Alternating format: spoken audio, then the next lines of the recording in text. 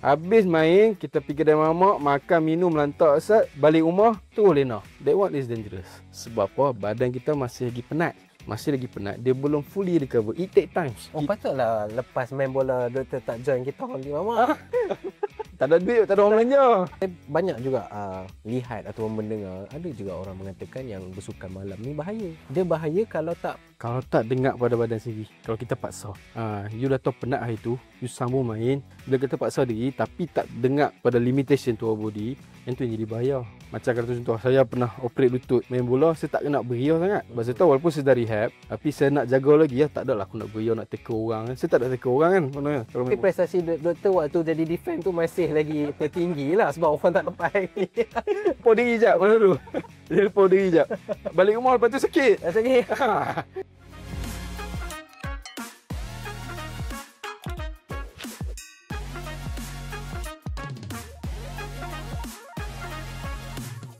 Baik, Assalamualaikum warahmatullahi wabarakatuh. Salam UiTM di hatiku dan juga salam pemangkin idea. Kembali lagi dalam Research Podcast bagi edisi tahun 2025. Ini adalah volume yang kedua. Selepas tadi, sebelum ini kita telah membincangkan sedikit atau pembukaan berkenaan tentang kesihatan, keseimbangan hidup, cara nak bersukan dan sebagainya. Kalau kita recap balik, Dr. KE kita jemputan pada kali ini menyebutkan tentang cara bersukan yang berstruktur, kena planning, kena tahu tentang keadaan ataupun tubuh badan kita mampu ataupun tidak untuk melaksanakan atau melakukan aktiviti sukan yang maybe lasak dan sebagainya. Dia ada prosedur dan ada step by step. Yalah, kita pun lahir bukan kita berlari dah. Ya, betul. Kita duduk merangkak dulu, merangkak berjalan kan. Ya. Jadi untuk kita yang hidup di bandar ni kan, nak menyesuaikan diri tu, yalah kadang-kadang kita pergi kerja pun satu jalan jam, pukul 6 dah keluar rumah. Ya. Balik pun Jam lagi. Dah sampai malam. Bila masa nak buat? Bila masa kita nak exercise tu? Okey. Yang ini antara isu yang sering orang bincangkan, sering orang debatkan lah. Especially bekerja di kawasan bandar lah. Because kata apa, macam tadi kita isu dengan transportation, kita sangkut kat jam. Kita ada buang masuk kat situ. And then kita dah rabak, kerja penat, keluar rumah 6 pagi, 6.30 pagi sampai pukul 5 every single day. Lepas tu balik ada jam pun semua. Bila masa kita nak exercise? Kalau apa yang saya perhati, betul-betul dekat center of KL, some of the big companies, they provide gym. Big companies, they provide gym dekat office dia. So staff boleh pergi kejap pada masa break lunch hour, pergi lah main gym. Siapa-siapa nak pergi, pergi. Ataupun selepas office hour, dia boleh pergi main gym. Itu kalau big companies. Most of them, they provide. Sebab apa, sebab dia orang memang ada duit, dia memang ada, kata apa, they put that into priority lah, the well-being of the staff. Tapi kalau macam kita, most of the kat Malaysia ni, tak semua boleh buat macam tu. Dari segi budgeting, apa semua kan. So, apa yang kita boleh buat adalah, option kita yang tinggal last, waktu malam je lah. Waktu malam je lah yang kita boleh buat. Tapi, penting juga nak kena ingat, kalau satu hari tu dah bekerja, kita dah penat, kita dah rabak, kita dah stres, elakkan exercise pada malam tu juga. Kata contoh, hari ni bos kata ni nak kena buat kerja lebih ada, yang ni hang stay up ni, settlekan ni. So kita dah rabak. Stres otak dia boleh bawa pada stres badan. Kita kena ingat sebab dia berhubung kait. Satu lagi kita dah penat duduk kat office, duduk saja atas meja, duduk kat kursi semua kan. So all of that counted. Kita kena ambil kira benda tu. Yang masuk orang putih kat sini, kalau orang putih saya kata listen to your body. Listen to your body. Kalau kata ni memang aku dah rabak, aku dah penat, aku tak larat, jangan paksa diri. Sebab apa, dia akan ada risiko. Yang bahayanya, ni saya cerita bahaya dululah. Yang bahayanya bila exercise waktu malam, okey, bila kita kata contoh, kita dah balik rumah sampailah kata pukul 7. Solat maghrib untuk orang Islam pun semua, apa-apa, lepas tu makan, kita settlekan isyak, pukul 9, pukul 10 kita pergi main bola. Macam kat taman saya rajin. Jangan cerita bang. Kat taman saya rajin main bola kan. Tak ada masalah. You pergi main tapi dengan syarat sebelum tu you makanlah sikit. At least kita dah penat, kita tu you tak makan pula. At least nak main bola tu you boleh sustain lah. Okey. Tapi kalau boleh habis saja selepas sukan tu, kita main badminton ke, kita pergi berlari ke, main bola ke. Selalu apa orang kita buat? Dia akan pergi mamak dulu. Dia pergi mamak dulu, dia pergi makan roti canai ke, dia pergi minum ke apa kan. Okey. Tetapi selepas itu, ini yang kata apa kita kena bagi perhatian. Habis main, kita pergi kedai mamak, makan, minum, lantak asat, balik rumah, terus lena. That one is dangerous. Sebab apa? Badan kita masih lagi penat. Masih lagi penat. Dia belum fully recover. It take times. Tambah pula kita makan. Makan memerlukan metabolisme untuk burn all those food. Oh, patutlah lepas main bola doktor tak join kita pergi mamak. Tak ada duit, tak ada orang belanja. So kena rest dulu lah. Lepas balik makan kena rest. Ya, makan kena rest dulu. At least bagi food tu digest dulu. Satu lagi, jangan sudden terus balik tu lena. Dengan tak mandi apa, aku dah rabak penat pak tu lena. Jantung tu tengah penat lagi. Jantung tengah penat, you punya metabolism masih lagi still running kan. So itu yang banyak ada kes cardiac arrest. Sihat elok ah, tak ada apa. Tak pernah ada orang tak pernah ada apa. Tak ada history sakit jantung kecil mana apa kan. But they can belong into that category. Yang tu kita nak elakkan. Cardiac arrest. Yang mati jenis mati mengejut ni. So yang ni kita nak kena bagi perhatian.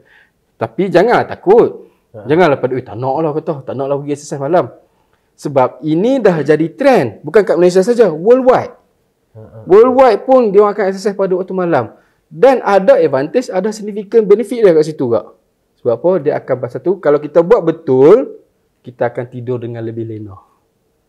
Tidur dengan lebih lena. Kalau badan kita dah penat rabak sangat itu, kita tak listen to our body, pergi main kak, memang susah nak tidur Tapi kalau we do it correctly, satu, kita akan dapat a very good sleep.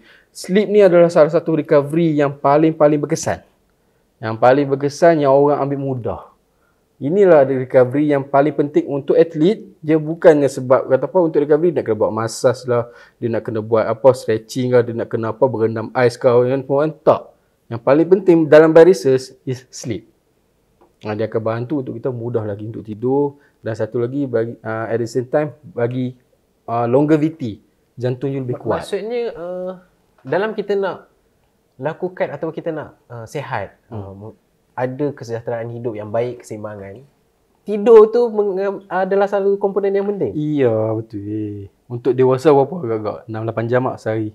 6-8 jam sehari. That's the range yang patut you tidur. The time yang patut you tidur lena. Tidur lena lah. Tidur lena. Kalau tidur terkejut disebabkan Allah kejut, bangun solat tahajud tu tak apa. 3-4 pagi, betul tidak boleh lah. Tak apa. Tapi at least you must have a good sleep at least 6-8 jam. Atlet pun sama agak range tu. Sebab time tidur lah kata apa, salah satu lagi badan akan buat repair masa kita tidur. Contoh, kita dah penat exercise, dah penat berlari main bola malam tu. During that time lah kata apa, badan akan repair muscle yang koyak-koyak ni. Dia akan ada micro tear kecil-kecil kan. Waktu kita tidur tu. Masa kita tidur, dia akan build up new muscle, akan repair balik. Time tidur je boleh buat kerja. Dia akan very significant pada masa time tidur. You nak tambah enhance lagi, kan? Nak lagi better, ambil sikit protein lah. Protein lah yang akan bantu untuk repair punya muscle, untuk build up new tissue cell. Protein ni tak kisah. Ayam, apa lagi? Telur. Benda-benda macam ni lah. Ikan. Ambil sikit makan lah. Okey je. You nak ada, kalau you ada duit, beli lah protein shake ke apa kan. Whey protein yang asli punya. Ambil lah. Lagi better untuk you punya recovery. Bukan sebab nak sadar benda tak. Tapi dia juga bantu untuk recovery lah. Tapi itulah, bila saya banyak juga lihat atau mendengar, ada juga orang mengatakan yang bersukan malam ni bahaya. Dia bahaya kalau tak dengar pada badan sendiri. Kalau kita paksa. Kalau kita tak reti yang apa, tak reti duduk diam. You dah tahu penat hari tu, you sambung main, lepas tu dan you pula mungkin some of the cases yang berlaku kerap, mungkin dia ni dah ada masalah kesihatan yang lain. Tapi paksa juga nak main sebab seronok, nak main dengan kawan kan, tapi paksa diri. Bila kita paksa diri tapi tak dengar pada limitation to our body, yang tu yang jadi bahaya. Yang tu kita tak mau. Macam kalau contoh, saya pernah operate lutut. Main bola, saya tak kena beria sangat. Sebab saya tahu walaupun saya dah rehab, tapi saya nak jaga lagi lah. Tak adalah aku nak beria, nak take orang kan. Saya tak nak take orang kan. Kalau tapi prestasi doktor waktu jadi defense tu masih lagi tertinggi lah sebab orang tak lepas ni. Walaupun dah operation tu. Dia lupa diri jap masa tu. Dia lupa diri jap. Balik rumah lepas tu sakit. Sakit. Allahu. Okay, tadi doktor ada mention kalau kita stres, tak perlulah bersenam malam tu. Just relax. Kan? Ya, relax. Sebab satu lagi kita ingat lah, dari segi konteks Islam, konteks Islam pula, Waktu malam adalah waktu untuk kamu berehat. Ya, ini saya nak sentuh tadi tapi doktor dah cakap untuk berehat. Tapi Untuk kita berehat, sukan beramal ibadah. Tapi kita pun kena ikut peredaran zaman. Bukannya Islam melarang tak, tapi dia kata seleloknya kamu berehatlah. Sebab kamu dah penat kerja satu hari, dah penat mencari rezeki kata. So waktu malam tu kamu berehatlah. Kalau kamu nak buat, selepas tu berehatlah kata. Tak ada masalah pun. Itu je. Tapi kalau, yalah saya pernah juga nak mencuba running waktu malam. Dia jadi tak boleh sebab kita makan pukul 6, pukul 7. Kan? Pukul 8 kita nak run dah. Berat lagi kan? Dah berat lagi kan? Bagi masa untuk dia ni hadam dulu. Tak pun makan awal kan, kopi awal sikit ke apa. Tapi betul bila doktor cakap tadi kalau otak ni kita bekerja, itulah saya pun bawa perasan bila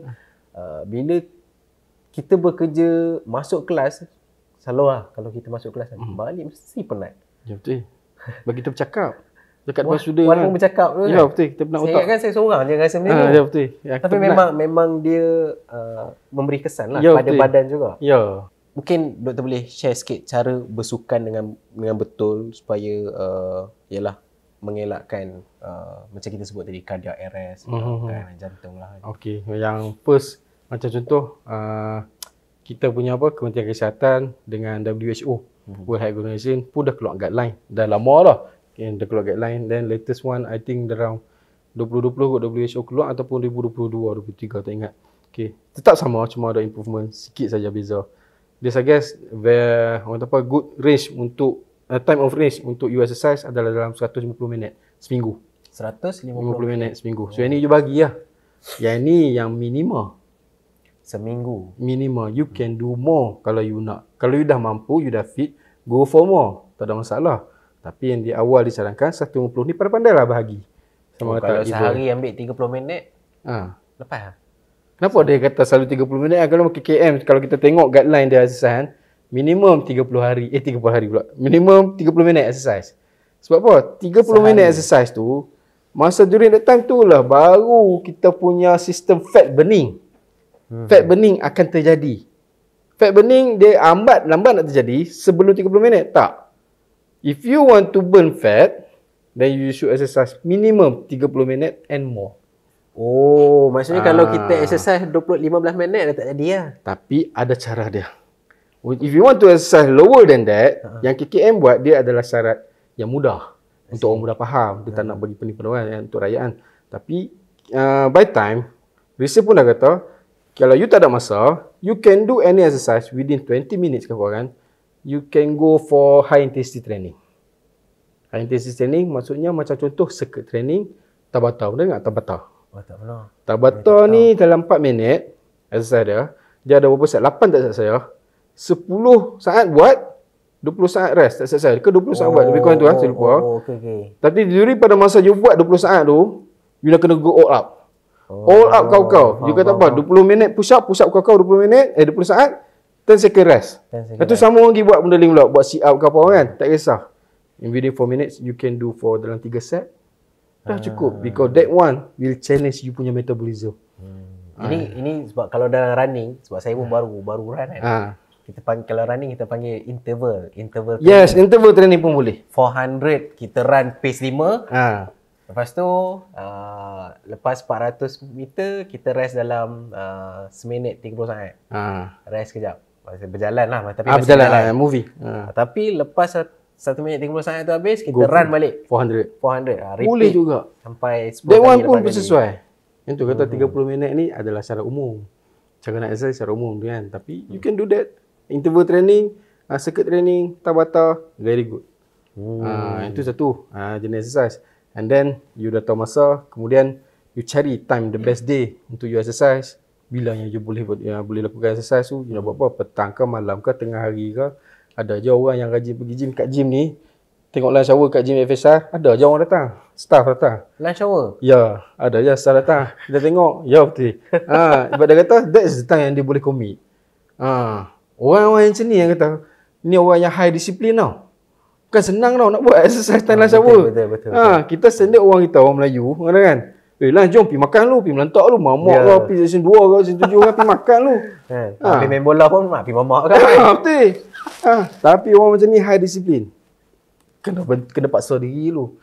Dan saya tak percaya pada motivasi. Nah. Tak percaya.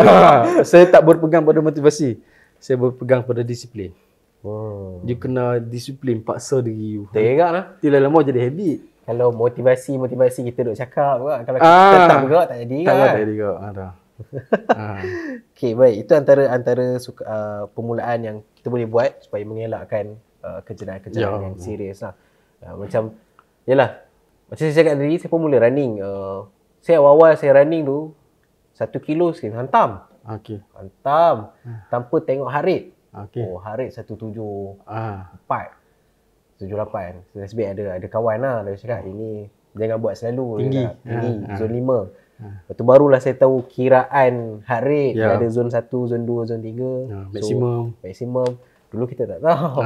Rupanya barulah saya tahu antara kes-kes yang orang kena serangan jantung ni adalah bila dia push hari dalam seminggu memang 4 hari 5 hari dia punya running heart rate zone dia memang 45 kan. Itu antaranya lah. Bos saya tahu. Kita tak tahu. Satu lagi orang selalu injured, simple injury je. Dia tak buat warming up dengan cooling down. Itu penting. Ya. Ya, by research adalah bertelagah. Bukan nak kata bertelagah. Mana penting warming up ataupun cooling down. Tapi dua-dua sama penting. Nak selamat ambil dua-dua. Tapi yang lagi signifikan adalah cooling down actually. Cooling down. Orang kita tu yang kata apa, lepas habis main bola, lepas habis running, jalan kaki balik rumah dah tak ada buat apa. Buatlah sikit stop kejap, buatlah stretching. Sebab yang tu boleh kurangkan soreness. Boleh kurangkan soreness. Kan masa boleh back to normal condition. So kurang sikit risiko. Bukan nak menjamin satu batu tak injet lah. Tapi kurang risiko nak injet. Kurang risiko. Untuk warming up pula kenapa kena buat? Sebelum buat exercise, masa tengah ketat, tengah sejuk. Kita nak pergi sprint, nak tackle orang lah, nak melompat main badminton pun semua kan. Tapi tak buat warming up. Tak boleh Lepas tu terkejut pasal apa? Bila aku nak smash dia terpam, dah tarik, dah sakit. Tak buat warming up. Tu dia punya masa. Itu dah masa. Ya. Okey, itu satu doktor. Antara waktu yang terbaik untuk bersukan, pagi ke, petang ke, malam ke? Tak menjadi masalah. Pagi, tengah hari ataupun petang malam. Okey. Ada research yang lebih tekankan kebaikan akan datang lebih ke arah waktu malam actually. Oh ya. Ni antara latest finding lah. Tapi bukan based on systematic review. Tapi ada yang latest finding adalah 3-4 paper macam ni kan yang saya dapat tengok. Yang current one, dia banyak menyokong kepada exercise pada waktu malam lewat petang. Walaupun yelah di dada-dada akhbar, media mengatakan sukan malam. Oh bahaya. Tak ada nulis. Tapi kenapa dia orang kata apa? Saya faham. A few of these papers suggest untuk buat exercise pada waktu petang, lewat petang ataupun malam. Sebab dia bagi impact dekat dua perkara. Satu dekat fizikal, satu dekat mental. Bila you exercise correctly, ada structure, okay, you akan rasa lega. You akan rasa lega, you release stress. Sebab apa? You dah seronok main member, you dah apa? Bila kita exercise, dia akan keluar hormon yang happy. Happy hormon. Hormon yang lega. Rasa lega, rasa puas. Tu satu. You dapat release all the stress daripada pagi sampai petang kerja. So you release stress during that time. Malam tu pula, lepas tu dah stress, you dah buat betul warming up, cooling down, exercise ikut capability, apa semua. Lepas tu badan you senang nak lena tidur. Untuk kesihatan pun yang most of the papers, dia kata you build up much more stronger heart, cardiac, jantung. Tu yang current lah kata. Tapi kalau ada systematic review, memang saya pegang betul lah yang tu. Takat ni tak ada lagi. Tapi most of the current research akan sokong lebih kepada waktu malam. Tapi kalau kita nak buat juga, any other time pun tak ada masalah lah. Pagi, tengah hari, petang, lewat petang atau malam, you can do anytime, tak ada masalah. Kenapa saya kata boleh tak ada masalah? EPL, kita ambil contoh EPL. Premier League kan kata. Macam contoh tim paling kuat, Chelsea. Ya, betul. Saya setuju buat betul. Bukan MU kan?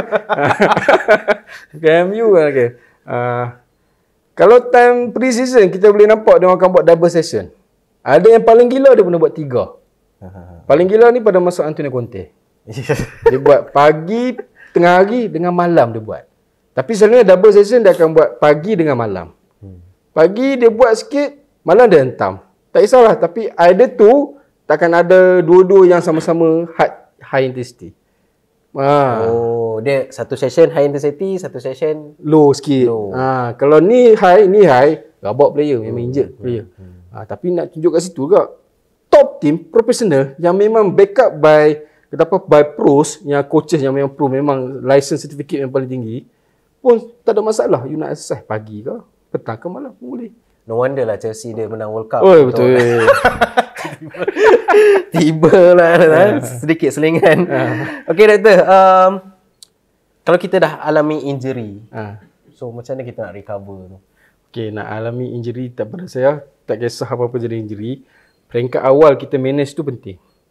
Ada injury, terus buat treatment. Terus macam contoh, you dapat an injury, yang paling penting, ni konsep paling biasa lah kata apa, RISE. RISE ni dah lama dah, tapi masih lagi boleh guna pakai. Dia dah keluar lah banyak protokol treatment, peace and love, police, tu semua ada banyak. Tapi nak mudah untuk masyarakat umum, untuk warga UiTM boleh buat kata apa. You first day injured, you go for ice, you buat bandaging dulu untuk compress di bengkak lebam. And then you buat sedikit stretching. Dalam protokol RISE, rest, ice, compression, elevation, dia tak ada sebut pasal exercise. Sebab apa dia ni orang condemn? Sebab apa? Ice semata. Dia tak ada buat stretching, tak ada buat ice. So kata contoh, you dah buat ice, kata contoh you punya katalah ni, you punya wrist sakit, dah itu dah tuam dengan ice, lepas tu buat sikit stretching movement. Buatlah sikit, tak kisah any movement asalkan you menggerakkan bahagian tu. And then nak kena ingat juga, injury yang awal-awal ni janganlah kata pergi urut, janganlah kata pergi tuam air panas. Oh, air panas, air suam pun tak boleh. Minyak panas, cream lotion panas, Kita duk biasa minum jangan duk buat. Sebab apa? Orang kita salah kat situ. Dia awal-awal injet, oi dah aku nak buang minyak panas elok. Tak. Macam-macam minyak Sebenarnya kata contoh, kalau kita boleh ada X-ray vision dalam masa ni, kata contoh, sini dah koyak-koyak tau. Dah koyak-koyak. Lepas tu bila dah injet, dia akan datang inflammation, radang. Bila datang dengan radang ni, dia akan datang dengan swelling. Dia membengkak. Bagi benda panas, dia jadi encourage bahagian tu untuk lagi bengkak. So it's not helping actually. So bila bengkak, proses recovery tu lagi susah lah. Ya. Sebab you letak minyak panas, darah susah nak. Batang tu kat situ dah ada banjir. Di sana kita dah banjir kat situ. Ada fluid banyak kat situ. Ada darah terkumpul kat situ. So bila jadi macam tu, janganlah pergi letak tuang minyak panas, bolosin apa-apa, alir barang selama ni letak minyak gamat lah. Gamat tak apa lagi. Minyak gamat tak apa? Tak panas. Oh, minyak yang panas macam minyak merah lah, minyak. Macam-macam brand lah kata. So jangan letak satu lagi sebab apa? Jangan juga urut. Macam tadi saya abang dalam ni dah cari-cari, dah terkoyak-koyak kan. Yang kita pergi tekan lagi, pergi kat mana orang minta urut-urut. Pasal apa? Macam mencarikan lagi lah. Ya.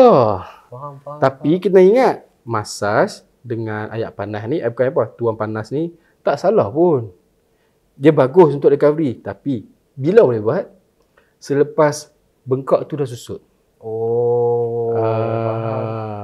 Tunggulah berapa lama. Bukan immediately kita kena buat. Jangan immediately. The first thing, ice lah. Ice dulu sampai dah susut bengkak. Lepas tu sakit pun dah kurang sikit. That time you boleh nak pergi urut, pergilah urut. Nak tuang minyak panas ke apa, pergi apa. Tak ada masalah. That one dia akan encourage pula untuk blood flow. Lagi cantik. Dan satu lagi penting, orang kita kat Malaysia, kalau macam pengalaman saya buat jadi first aider untuk team, kata contoh dalam komuniti rugby, kita tengok balik muka tu lah mesti duk balut strapping kat bahu, muka yang sama setiap kali game. Setiap kali game muka ni lah buat strapping kat lutut, duk balut. Sebab apa? Orang kita bukan rugby saja, most of the sport macam tu juga. Orang kita bila injet dia malas buat rehab. Yang ni yang jadi injet balik. Dah operate lutut pun tak nak buat rehab. Itu yang jadi tak kuat. Tu yang jadi injet balik semula. Aku dah operate lutut, pasal apa? Kena lagi. Hantar buat rehab tu je. You must go for rehab. Pergilah gym. Kalau macam warga ni, pergi gym. Ni FSR. Ada. Buatlah klinik FSR pun sediakan program untuk you buat rehab. Murah aja, lagi murah daripada you pergi dekat luar ITM. Sangat-sangat murah kata. Pergilah kata. So that one you can go. Rehab untuk kuatkan balik. After that, pergilah sambung main. Tapi, itulah prosesnya. Ais, lepas tu buat rehab. Buat rehab. Ais, bau tuang air panas, lepas tu buat rehab. Yalah, macam kalau orang yang, biasa kawan-kawan saya dulu kan, yang famous lah, injured main bola ni, lutut lah. Betul. Bola, rugby, lutut, ACL. So itu saya ada kawan bila dia kena ACL terus dia tak main lah. Sebab dia takut trauma. Dia takut trauma. Itu normal lah. Yang tu most of the player, professional player pun selepas dia buat rehab properly, dia pun kalau tu dulu kita tengok dia lincah lah. Boleh acah-acah buat side step ke apa, boleh dribble and so on. Tapi bila lepas operate dah ada banyak play safe. That is normal. That is normal. Sebab apa dia ada trauma. Cuma mungkin cara dia, coach dia ke apa nak kena biasakan balik dengan situasi supaya dia boleh gain balik confidence.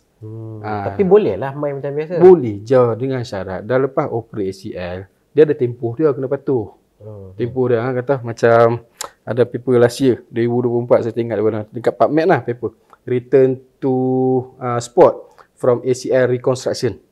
Okay, advisable time period untuk you return to sport, untuk return to play 9 bulan. 9 bulan? Ya. Ini atlet lah. Ini atlet. Kita yang tak atlet 6 bulan dah main dah. Ini atlet. So kita pun ambil minimum 9 bulan, 10 bulan, 11 bulan pun tak ada masalah. Patuhlah tempoh tu. Tapi dalam 9 bulan tu buat rehab okey. Buat rehab lah. Buat rehab. Sebab especially kalau contoh untuk lutut kan. Yang main dengan ligament lah kata ACL, MCL, PCL kan dengan meniscus sekali kan. Bahagian-bahagian ni dia bukan macam otot. Dia tak sama macam muscle. Muscle kenapa macam contoh kita lapar lembu, daging lembu kalau merah itulah muscle sama. Dia kena merah. Tapi kalau kita tengok kat bahagian lutut lembu, dia ada kala putih, kala pink kan, yang terang-terang ni kan. Bahagian tu dia kurang oksigen, dia kurang darah. So dia punya proses pembaikan dia lambat. Okay, masa cepat, ambil masa. That's why it takes time. Tapi itulah player, kalau kita tengok player Malaysia, Harimau Malaya, Brandon Gunn, dua-dua kaki, saya kira dia dah pernah buat ACL lah. Tapi masih lagi boleh bermain. Sebab dia rasa dia buat rehab betul. Nanti macam contoh ada agak some of the players dia ambil painkiller. Dia agak painkiller. For short term tak ada masalah. For long term mungkin ada impact lah kat sikit. Takut kena kat buah pinggang ke, kacau dia punya lutut. Sebab apa lutut ni kita mask the pain only. Kita hanya buang rasa sakit, tapi kita tak cure pun. Untuk short term tak ada masalah lah kata. Tapi ni professional atlet lah kan. Tapi kita yang kalau mengalami kecederaan, follow lah proses-proses tersebut. Betul? Ya, betul. Boleh juga consult di klinik FSR kita ada. Klinik Sport Awareness Klinik FSR. Bagus UiTM ni. Semua ada. Dekat je kan. Facilities pun ada kan. Even kalau siapa yang di UiTM Shah Alam pun kalau apa petang-petang pun boleh jogging kat sini juga kan. Boleh. Saya pun duduk perhati ramai juga orang dah jogging sekarang. Ya betul. Tapi saya tak tahu macam mana dia orang jogging lah. Pasal kat Shah Alam ni saya tahu banyak bukit. Dulu zaman saya kena paksa naik bukit. Ya. Bukit Tonggek tu lah kami kenal dulu. Biasa kalau kat Puncak Alam, sebab saya mengajar di Puncak Alam. Nak jogging tu besar sangat. Ya betul. Tak tahu macam mana. Mungkin boleh kot pusing kat asal tu. Boleh kot kan. Okay doktor, this could be our last question. Sebagai penutupnya mungkin pandangan ataupun saranan doktor, nasihat doktor pada setiap warga yang ingin hidup sihat, yang hidup seimbang, dalam masa yang sama nak menjaga kualiti kerja yang baik juga. Pandangan doktor. Okay, saya pegang pada ni. Walaupun saya bukan kata apa dah tak aktif bermain, tak bersuka sangat dah kata. Tapi saya selalu berpegang kata apa, tua nanti kalau boleh aku tak nak susahkan anak bini aku. Kalau boleh lah, kalau boleh saya tak nak susahkan, saya tak nak nanti nak berjalan pun nak kena pakai wheelchair, nak kena pakai tongkat. Tapi pada saya kalau aku boleh aku tak nak. Kan? Tapi at the same time bila badan sihat, badan kuat, satu lagi dari aspek Islam hang senang nak beribadah lah. Macam contohlah kalau sakit lutut, jenuh. Nak duduk antara dua sujud kan, tayat akhir pun kan. Jadi macam tak boleh nak buat. Lah duduk kat kursi lah. Kan. So itu yang saya pegang. Satu lagi saya pegang juga, badan ni adalah amanah. Badan ni adalah amanah pada Allah kata. So kita nak kena jaga elok-elok kata. So apa yang kita boleh buat adalah kata apa? Kita cuba curi masa, curi ruang. Nak beli barang aksesoris sekarang ni kat TikTok, kat Shopee dah murah berlambak lah kata. Macam kat TikTok suka tengok depa tolak apa, yang apps boleh tolak ni tu kan. Elok jadi. Elok jadi kan. Tak apa yang tu RM1 lah murah. Okey. Instead hang kata apa nak beli gym full set tu makan RM10,000, makan RM1,000 kata kan. Betul. So whatever you can do, Tak ada masalah. Buat je dulu. Janji buat. Janji paksa diri. Maksud paksa diri ni adalah kita pergi buat juga. Tapi ikut kemampuan lah. Itu je. Kita bukan nak jadi super atlet, tak. Sebab kalau untuk our age, untuk kata apa contoh, orang yang dah bekerja kan, tak ada masalah. Kalau student, ya tak apa. But dia still young. Betul. Dia still young kata kan. Satu dia ambil kesempatan di keliling UiTM ni, kita boleh kata antara, kita ada green area ke? Green area. Go for a walk dekat green area ni. Jalan pun tak apa. Boleh tak ada masalah. Kita boleh brisk walk sikit. Go for a walk dekat kawasan-kawasan hijau. Jadi kita rasa tenang, tak serabut. Kat ada pokok-pokok apa semua kan. Buatlah kata. Janji ada. Kena pasal kau. Betul. Baik doktor, satu conclude yang sangat baik. Ada juga sisipan-sisipan daripada perspektif Islam juga. Betul kata doktor. Kalau kita tengok para sahabat kita, Uthman, sewaktu dia menjadi memegang khalifah, dia pun pergi berperang. Ya betul. Waktu tu umur dah saya fikir dah 60, 70 kot. Badan elok. Masih boleh elok lagi kan. Macam Saidina Ali, seorang yang gagah kan. Ya betul. Pun boleh lagi berperang pada usia yang 60, 70. Ya betul. Kan? So why not kita ni jadi kan macam tu. Okay, itu mungkin kita tengok daripada scholar ataupun daripada kita punya sudut Islam. Tapi kita pergi lebih dekat, kita punya former Prime Minister Tun Dr. Mahathir masih lagi berbasikal. Ya, walaupun umurnya dah mencapai 100 tahun. Ya betul. Itu dahsyat tu. Hebat tu. Macam mana boleh buat. Sama juga dengan Dr. Sri Anwar. Ya. Kalau ikutkan umur dia, kalau kita ingat nak pencen lah. Ya betul. Dia kerja lagi. Dah 70 saya ingat. Tak ingat 70 80. Masih bekerja. Ya betul. Kan? Kalau kita tengok pemimpin-pemimpin kita masih lagi fit dan masih lagi kuat untuk bekerja. Mungkin ini antara faktor-faktornya, adakan satu kehidupan yang lebih seimbang, kesihatan yang baik, menjaga fitness diri itu sendiri, menjaga fitness untuk kesihatan dan sebagainya. Tapi kena ingat, menjaga fitness tu untuk kesihatan, bukan untuk nak jadi atlet yang kita bukan atlet lah. Betul. Lagi kalau dah mampu buatlah. Kalau dah mampu buat buat ya. Tak tapi mampu jangan lagi. Kalau tak mampu jangan lagi. Ya, betul. Listen to your body. Yes. Okay. Baik, itu saja Research Podcast bagi edisi kali ini. Saya mengucapkan terima kasih kepada Dr. KE kerana sudi hadir, sudi kongsikan ilmu-ilmu dan juga pandangan berkenaan tentang kesihatan, sukan, macam mana kita nak adakan kehidupan yang lebih aktif dan sebagainya. Itulah lepas ni mungkin kita boleh join Datuk VC. Datuk VC pun selalu juga naik cycling kan. Dari mana kan.